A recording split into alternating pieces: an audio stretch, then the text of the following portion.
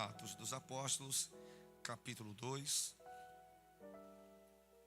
Procurarei ser rápido. E como o nosso pastor Cresce diz lá, rápido, sucinto, porém profético. Atos dos Apóstolos, capítulo 2, o versículo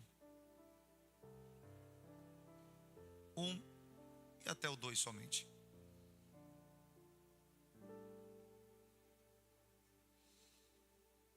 Quantos encontraram, digam amém.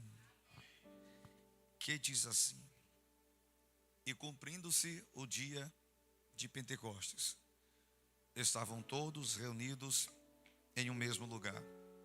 E de repente veio do céu um som como de um vento veemente e impetuoso, e encheu toda a casa onde eles estavam assentados.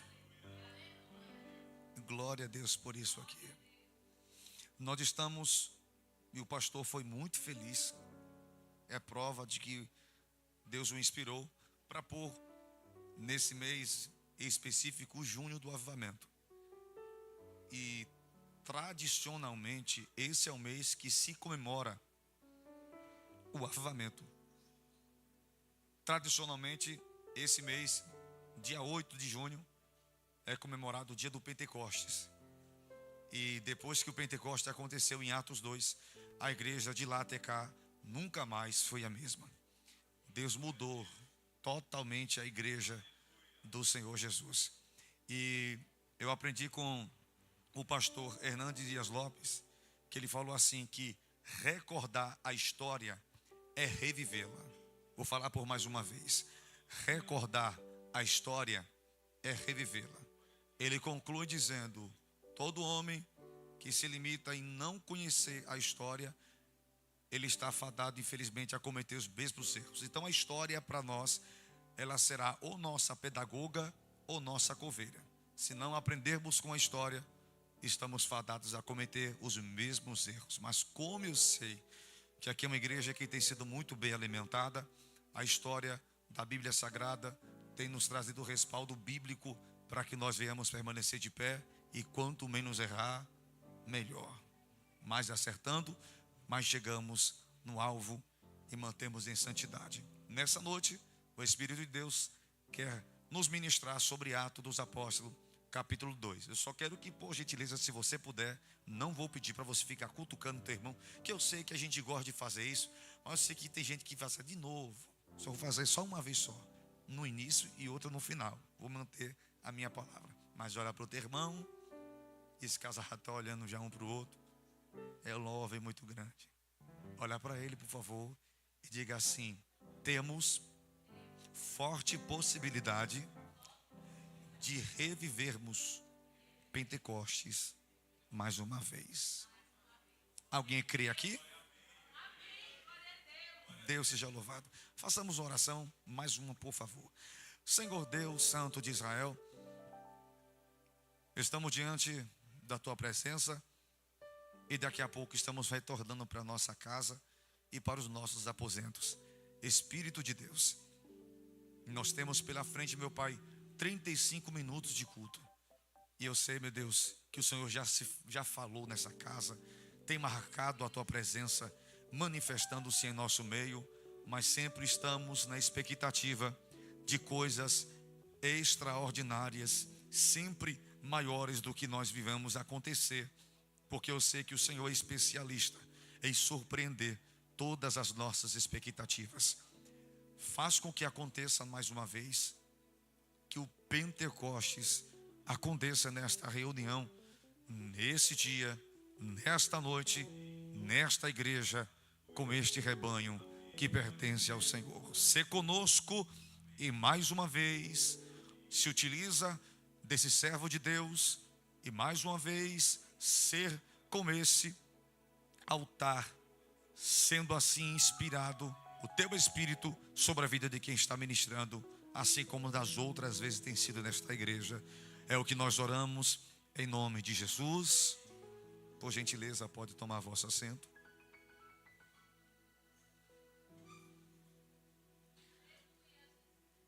Estamos diante desse livro, Atos dos Apóstolos, que também é conhecido, e alguns estudiosos, eles insistem em expressar-se que a melhor colocação para poder identificar que seja Atos dos Apóstolos, na verdade, é Atos do Espírito Santo. Sabemos que atos, ações, atitudes que assim os apóstolos fizeram são registrados aqui nesse livro, que para mim é um dos livros mais fantásticos que existe na Bíblia Sagrada. O Novo Testamento é um livro que eu gosto muito de me debruçar e muito da vontade de reler por inúmeras vezes, pois é um livro fascinante. É o único livro histórico no Novo Testamento. É o único livro histórico especificamente falando da igreja. Aqui tem trechos narrativos, não de alguém que simplesmente ouviu e está escrevendo, mas coisas que de fato aconteceram. Um espetáculo da manifestação de Deus através da igreja. Desde a ascensão de Cristo no primeiro capítulo, a igreja vai viver um mover diferenciado. E é sobre esse mover diferenciado, desse impacto que de maneira extraordinária vai vir sobre os apóstolos e sobre aqueles que estavam no cenáculo, que fez toda a diferença por fora dos próprios quadrantes, ou propriamente falando do lugar, do ambiente que foi o cenáculo. Sabemos que o escritor que escreve este livro foi Lucas, o evangelista Lucas, doutor Lucas, como queiram chamar. E Lucas traz um bojo de informações, de registros que de fato aconteceram, que gera muita inspiração para todos aqueles que até hoje lê. E quando nos deparamos com essa promessa de Deus cumprindo-se, sabemos que logo após o derramamento do Espírito Santo, o apóstolo Pedro vai pregar aqueles que estavam caçoando da igreja e de uma certa forma escarnecendo, dizendo que eles estavam cheios de mosto, cheio de bebida alcoólica, devido àquele mover esplendoroso da glória de Deus. E quem está de fora está tentando ridicularizar esse mover que está por dentro do cenáculo. Ele levanta em alta voz e fala que tudo aquilo que estava acontecendo era a profecia de Joel, capítulo 2, que estava ali sendo cumprida.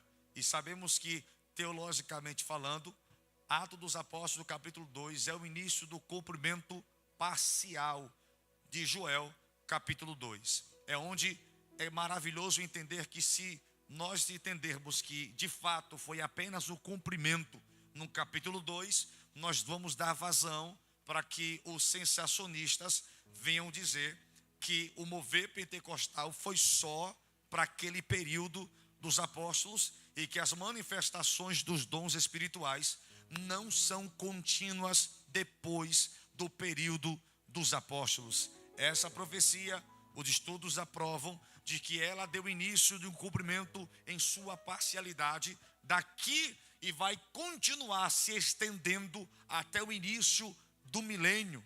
O que é glorioso isso aqui é porque nos dá totalmente respaldo bíblico para podermos entender que os dons espirituais, a manifestação de Deus na igreja e através da igreja, continua até quando Ele determinar, chegando o milênio, tendo o seu cumprimento totalmente pleno e completo. Eu sei que essa passagem para os crentes pentecostais é uma alegria, é um texto que agora a gente pula, agora a gente salteia, agora a gente vai correr na igreja. Mas na verdade nós temos muitas informações de pessoas, às vezes, que mais ou menos ela tem uma hipótese do que seja um avivamento, mas poucos têm uma definição do que de fato é um pentecostalismo, ou um avivamento, ou um pentecostalismo clássico. Porque o que é se entendido em muitos lugares, e o pastor Marcos sabe muito bem disso, que a hipótese de ser pentecostal ou genuinamente pentecostal é quando eu expresso em um mover corporal de um saltar, de barulho. Então tornou-se em alguns lugares a ideia de ser pentecostal ser mais ligado a barulhos, ser mais ligado à agitação, ser mais ligado a uma certa correria na igreja. E nós sabemos que pentecostalismo não é somente isso que alguns acreditam. É certo, digo, nós quando somos preenchidos, ou na verdade nós transbordamos da presença, a gente pula, alguns rodam, outros sapateiam, mas sabemos que nem toda hora Deus se manifesta dessa forma. E acreditam-se alguns que pentecostalismo é fazer barulho, mas na verdade não é. Pentecostalismo não se define por tipos de expressões corporais ou comportamentos como um crente mais agitado, um crente mais fervoroso, um crente mais enérgico, até porque emocionalismo não é pentecostalismo. Pentecostalismo, o que de fato tem a hipótese de um pentecostalismo, ou que seja uma igreja distintamente pentecostal, não está baseado em experiências, ou na verdade em expressões humanas, mas sim nas evidências, quanto às mesmas que carregam em si as mesmas evidências que se foram manifestadas na igreja primitiva. Então, pastor, me explica o que é uma igreja que distintamente seja pentecostal biblicamente. É que quando alguém se define ser pentecostal, é quando você vê os sinais que são registrados em atos acontecer. O que, pastor, o aparelho pentecostal? É quando ele ora e alguém que está infelizmente possesso é na hora libertado. Pentecostalismo é quando alguém ora por outro que está enfermo e a manifestação da cura é manifesta e a cura é efetuada. Se tem muito a ideia de que pentecostalismo é você fazer barulho, e a gente ouve muitos homens de Deus que teve essas compreensões antigas, mas se pentecostalismo é fazer barulho, então até a lata que é vazia você bater, faz barulho. Está vazia, mas ela faz barulho. Então barulho não é sinônimo de avivamento. O que é avivamento é o efeito que a manifestação de Deus causa em evidência e contra fatos. É isso que é pentecostalismo. É só para você entender a base, para que nós possamos chegar lá naquilo que nós... E outra, nós pentecostais, nós assembleanos de carteirinha, nós temos a nossa fé de expressão pentecostal enraizada na palavra. Tem certos eixos que podemos determinar como eixos principais que abordam assuntos de pentecostalismo. É o eixo bíblico, eixo teológico, eixo histórico, eixo, irmão, são vários eixos que tem explicando de maneira minuciosa, que eu não quero me ater, porque eu não consigo abranger esse contexto aqui, mas nós somos crentes pentecostais, não é por conta de um certo emocionalismo que nos toma e a gente acaba fazendo coisas que nós não entendemos, até porque pentecostalismo não tira a consciência, as faculdades mentais de ninguém. Você pula, você roda, você sente Deus te preenchendo, as línguas estranhas saem da sua boca, mas você sabe o que está acontecendo, você sabe o que está sentindo. E a compreensão de quem sente isso é fazer com todo temor e deixar o Espírito Santo se utilizar. É aí que você compreende que se você está carregado de Deus, então fica sensível, porque o Espírito que te enche também vai te usar para alguém que precisa receber esse preenchimento. Eu sei que eu estou pregando para a igreja certa, eu sei que eu estou pregando para o público certo, e eu sei que nesta noite nós temos uma grande possibilidade de vivermos esse fenômeno poderoso que Deus presenteou a igreja primitiva, acendendo esse grande avivamento lá em Atos capítulo 2, há muitos anos atrás, e fazendo com que essa chama de geração a geração permanecesse acesa. Eu quero que você entenda, eu quero que você me compreenda. Esta chama que Deus acendeu na igreja permanece acesa em mim, em você. E avivamento sem responsabilidade é um grande problema. Quem tem esta graça de Deus, quem carrega a língua estranha, quem carrega a manifestação de Deus tem que entender: você não pode parar com que isso em você e através de você dê continuidade. Porque, irmão, Deus não dá unção para qualquer um. Deus não carrega unção para qualquer pessoa. Se Deus nos entregou um poder, se Deus nos entregou uma unção, não é para ficar parado. Deus não quer a igreja paralisada. Deus quer a igreja sendo levada a ser movida por um Espírito que vem e impele, e enche e leva a fazer coisas extraordinárias. Alguém cheio, irmão, é totalmente diferente. Alguém que percebe-se que a graça que está sobre a sua vida não lhe pertence, mas sabe que foi algo que o céu delegou, faz com que Deus tenha feito o investimento certo. E eu sei que eu estou pregando para crentes que são isso aqui, porque o próprio Cristo, ele vai ler a passagem de Isaías dentro da sinagoga e vai dizer: o Espírito do Senhor está sobre mim, e me ungiu para pregar, me ungiu para expulsar demônios, me ungiu para limpar leproso. O que Cristo está informando é: Deus, meu Pai, que Ele e o Pai são um, me deu a unção para uma finalidade. Ou seja, Deus não dá unção para ninguém ficar sentado. Deus não dá unção para ninguém ficar paralisado.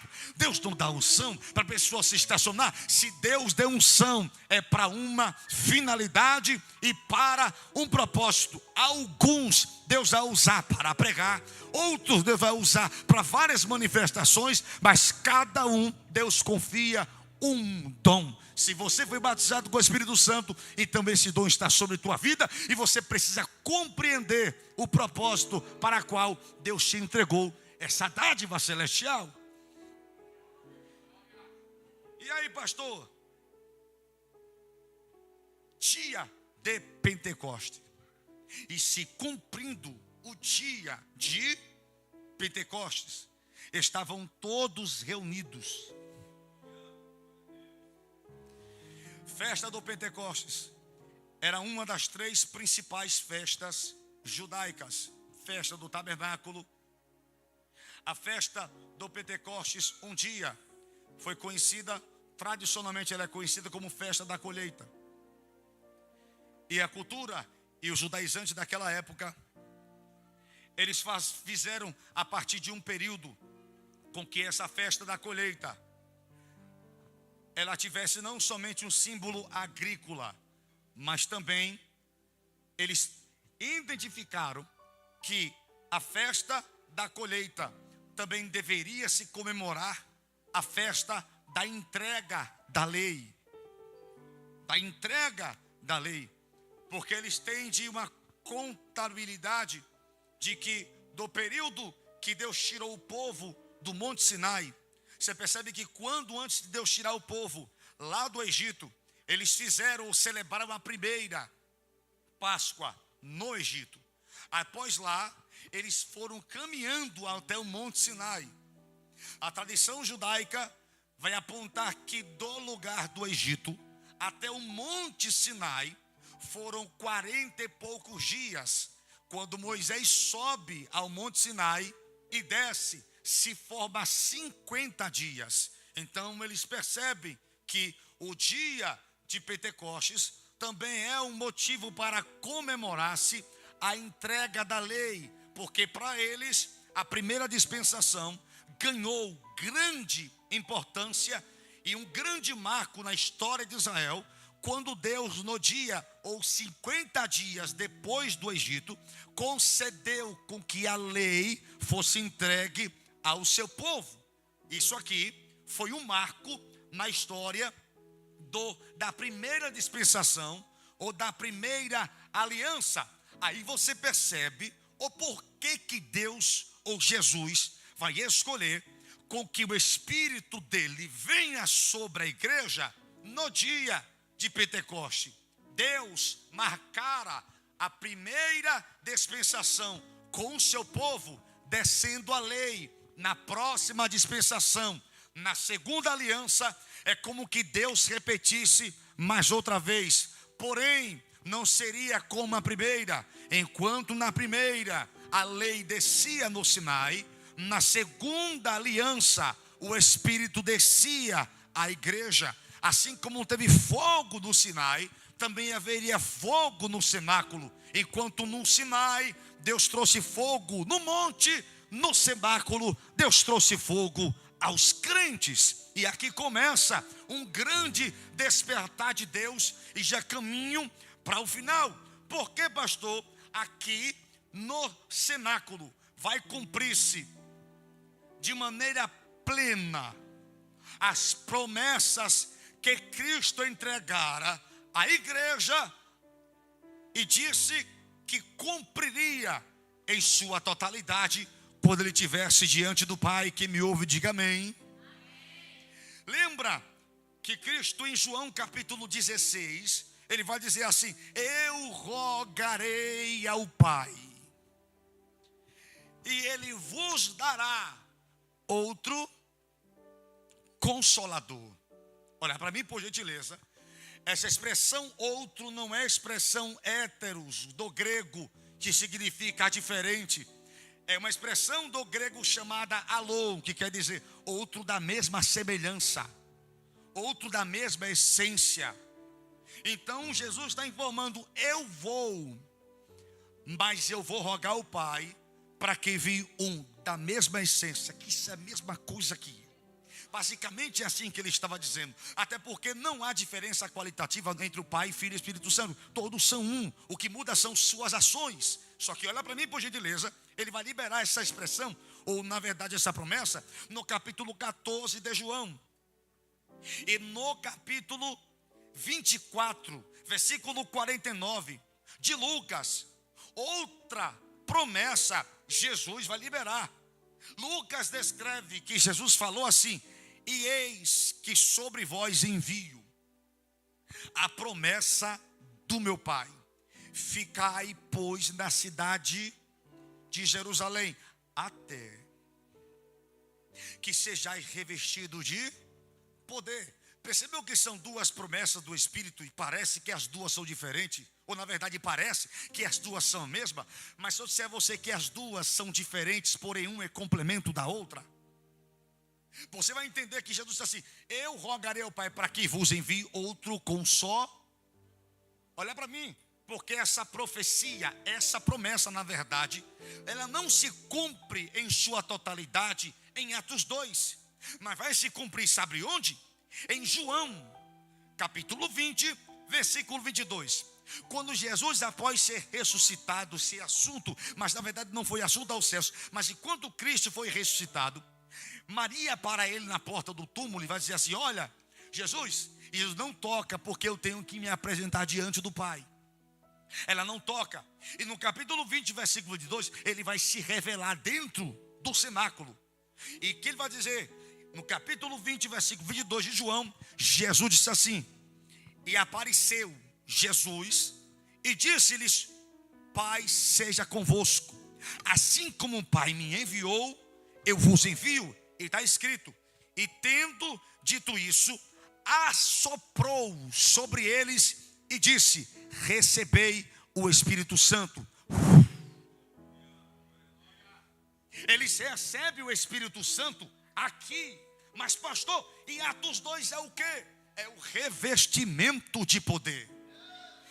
A expressão revestimento significa vestir de novo, ou revestir, ou vestir pela segunda vez. Mas pastor, se Jesus desse o Espírito Santo sobre a igreja no cenáculo, ainda em João capítulo 22, para que ter a ocasião do versículo 2 de Atos capítulo 2? Simples, porque em João eles só receberiam, mas era necessário que eles passassem por Atos 2, porque enquanto em João eles recebem, em Atos dos Apóstolos eles vão ser cheios. Se não tivesse a ocasião de Atos 2, a igreja não seria cheia. Como Jesus sabia que não bastava somente ter o Espírito, mas ser cheio do Espírito. Em uma, ele fala: vocês recebem, mas na próxima eu vou te encher mais do que vocês têm.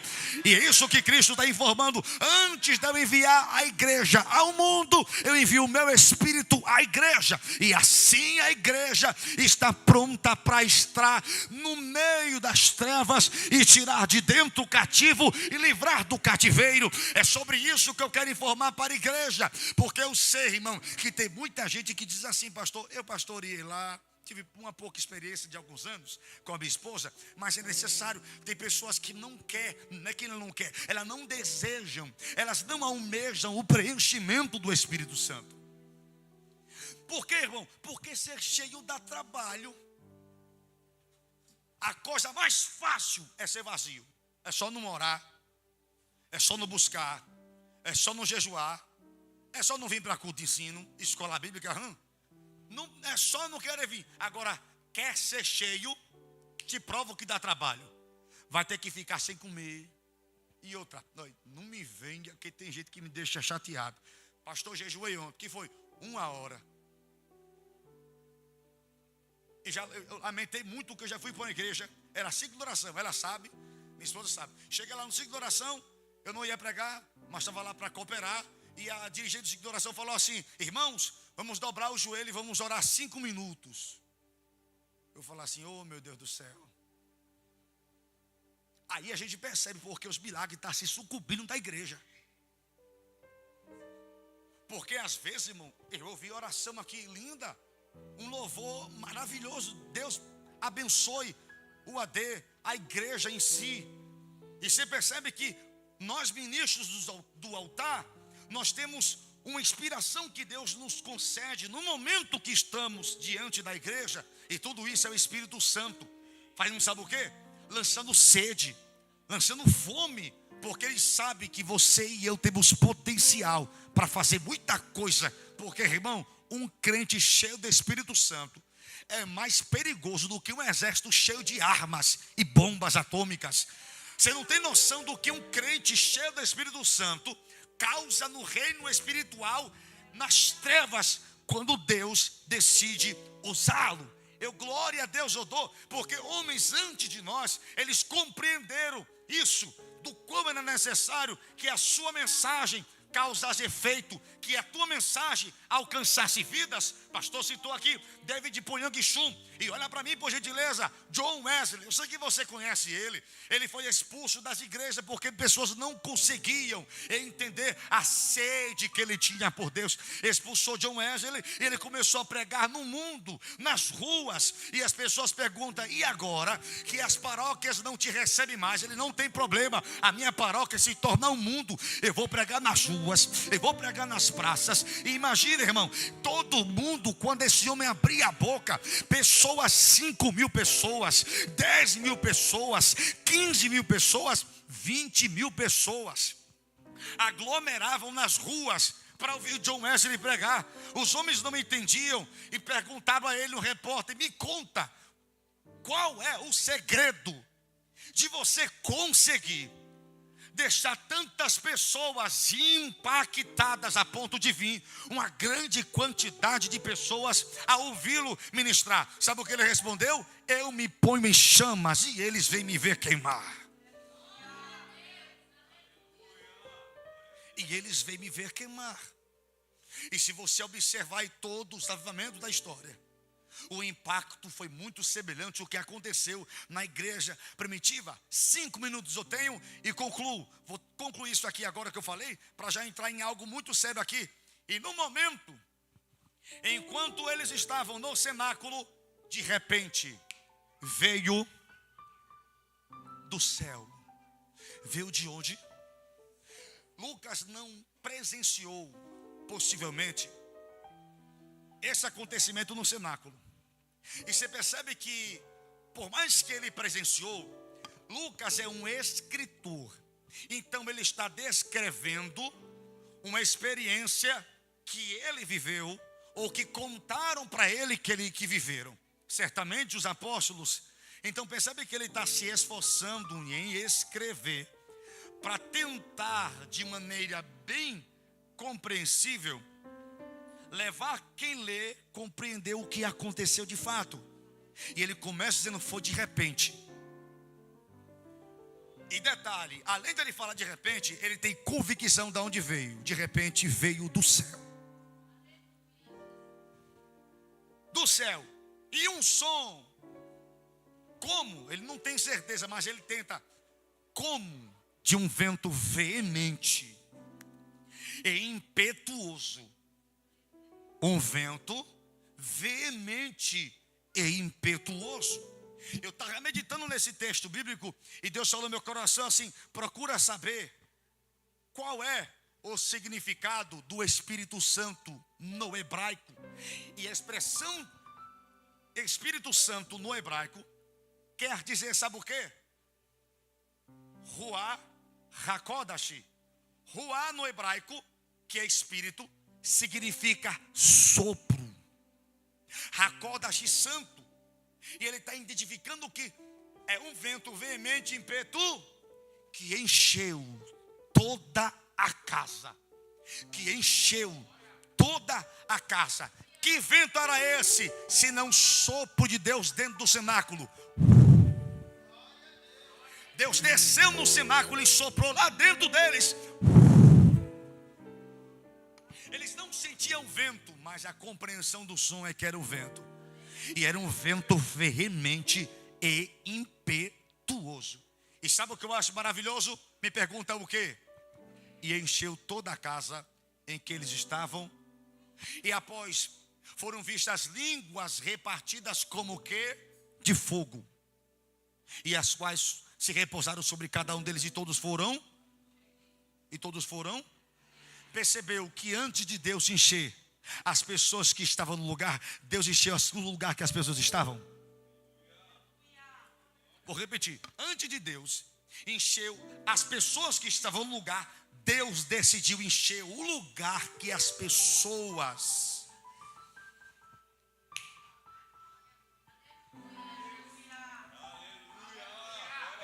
Porque Deus tem propósito também em marcar os lugares. Irmão, se você observar na história dos reavivamentos, todo lugar onde o Espírito de Deus preencheu, todo lugar foi impactado. Lugares como Rua Azusa, na Rua Bonibrei, até hoje a casa virou um próprio centro de turistas que vão lá visitar, aonde aconteceu um grande e poderoso e estrondoso avivamento. Irmão, William J. Seymour, ele tomou esse capítulo 2 e disse: eu vou orar, e Deus vai fazer isso de novo. Eles oravam, irmão, e sabe que coisa maravilhosa? Ele fez um propósito de jejum e de oração para pedir a Deus o mesmo batismo com o Espírito Santo de Atos 2. E sabe o que eles se prontificaram a fazer? Orar 4 horas por dia. Orar quantas horas? 4 horas por dia. Passou dias, Deus não batizou. Ele parou de orar? Que nada, aumentou de 4 para 5. Tome oração. Até um dia o irmão Lee precisar de oração e ele orar. E quando ele ora, o irmão que estava enfermo instantaneamente foi curado. Dali eles correram para a Rua Bonibrei e lá eles começaram a contar esse testemunho e começaram a ministrar. E quando ele ministra o capítulo 2 de Atos, o poder de Deus ministrou de maneira muito poderosa sobre toda aquela casa. Uma mulher que nunca na vida tocou piano, ela vai sentar num teclado como esse e começar a tocar 4 hinos em 4 idiomas e ainda interpretava o que ela louvava. Uma criança profetizava num canto, pessoas curadas no outro, e a igreja na verdade, aquele lugar ficou tão cheio da glória de Deus que o chão cedeu e tiveram que ir para um galpão maior. Levante a mão que eu quero profetizar.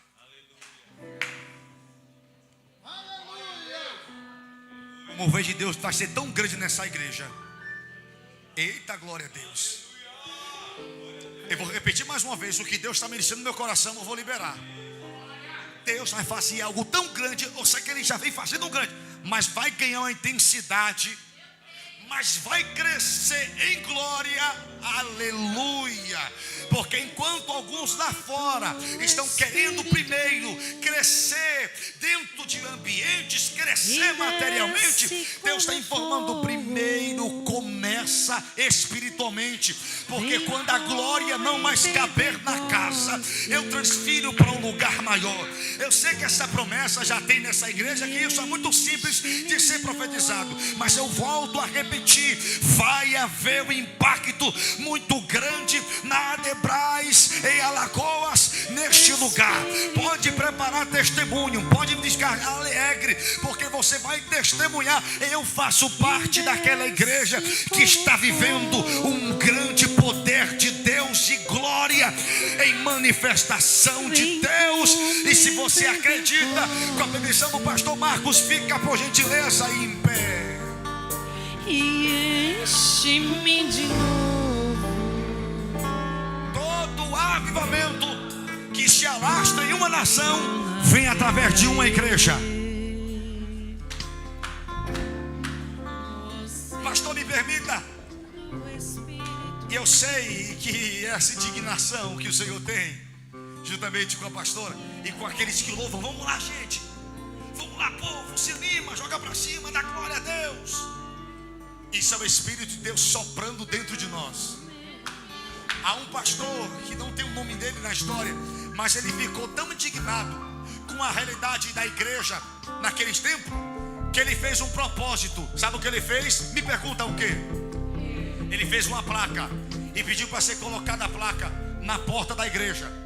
E ele colocou a seguinte frase: essa igreja experimentará um sepultamento ou um avivamento.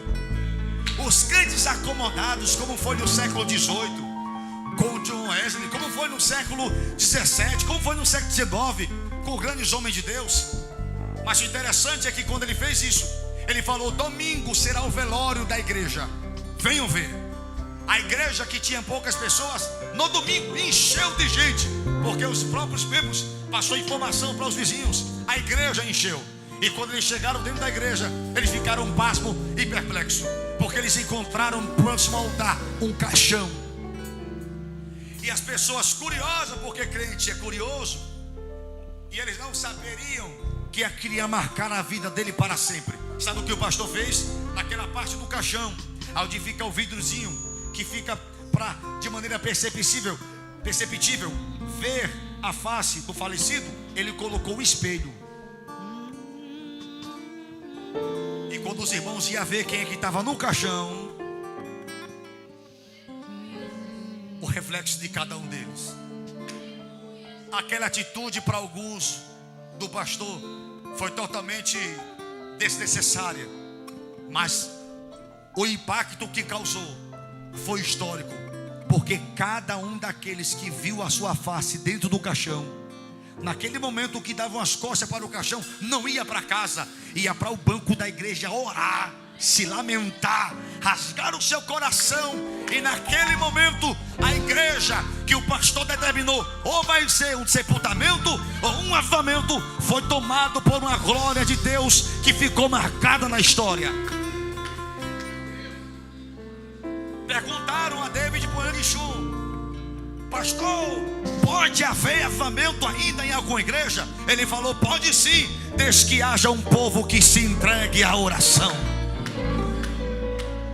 Eita, que eu sei que chegou no meio de junho, mas Deus tem algo trondoso para fazer ainda esse mês. E essa igreja vai viver esse mês o que nunca viveu em nenhum outro mês. É um histórico, é um divisor de águas. E depois que Deus encher, não tem diabo mais que impeça a igreja de avançar. Não tem mais, tudo vai dar certo numa velocidade muito rápida. Põe a mão no teu coração que a minha hora já foi. Senhor Deus e Pai, eu oro, meu Deus, nessa igreja que eu sei que tem sido muito alimentada pelo Senhor. E o pastor, de maneira ousada, espiritualmente falando, se colocou diante do Senhor e pôs essa campanha num mês muito forte. que é um mês de avivamento. É um mês onde buscarão avivamento. E a tua palavra diz que aquele que busca encontra. E eu sei, meu Deus, que eles não estão buscando algo material, por mais que necessitam. Eles não estão buscando algo físico, mas algo espiritual. E eu sei, Deus, que eu vou ouvir lá de Sergipe grandes coisas lindas quanto aquilo que o Senhor estará fazendo nesta igreja. E eu quero pedir ao Senhor, se o Senhor puder já trazer algumas faíscas desse grande incêndio, nos honra nessa noite, para sermos revestidos mais do que nós achamos. E eu peço ao